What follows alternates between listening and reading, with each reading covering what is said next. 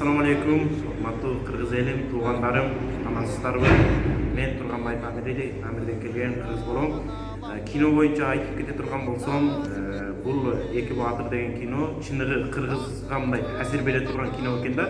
Мисалы мен муну көрүп туруп аябай таасир алдым да.